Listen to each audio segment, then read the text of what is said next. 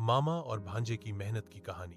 एक छोटे से गांव में सलामत मामा नाम के एक व्यक्ति अपने भांजे आरिफ के साथ रहते थे। दोनों का जीवन सादा था, लेकिन सपने बहुत बड़े थे। आरिफ गांव के स्कूल में पढ़ता था और शाम को मामा की मदद करता था, कभी खेत में, कभी दुकान पर। सलामत मामा हमेशा कहा करते, बेटा पढ़ाई जरूर करो, लेकिन साथ में कुछ ऐसा सीखो जिससे तुम खुद का मालिक बन सको। दूसरों के लिए काम करने से बेहतर है कि अपना कारोबार शुरू करो। आरिफ ने मामा की बात दिल से मान ली।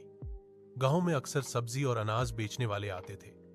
आरिफ उनसे बातें करता, सीखता कि कौन सा माल कहां से आता है और कैसे बेचा जाता है। एक दिन आरिफ ने मामा से कहा, मामा क्यों ना हम भी सब्जी का छोटा सा व्यापार शुरू करें। शुरुआत में उन्होंने अपने खेत की सब्जियां गांव के बाजार में बेचना शुरू किया। उनका माल ताजा और सस्ता होता था, इसलिए लोग खुश होकर खरीदते थे। धीरे धीरे काम बढ़ा। उन्होंने दूसरे किसानों से भी सब्जियां लेकर बेचना शुरू किया। मामा हिसाब किताब देखते और आरिफ मार्केट जाता।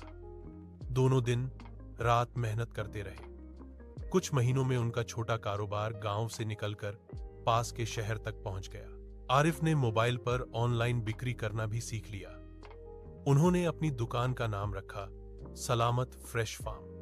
ईमानदारी, ताजा माल और अच्छे व्यवहार के कारण उनकी पहचान दूर दूर तक फैल गई।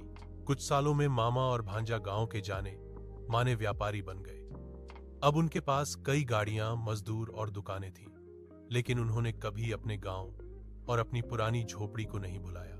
एक दिन आरिफ ने मामा के पैर छूकर कहा, मामा यह सब आपकी सीख और मेहनत की बदौलत है।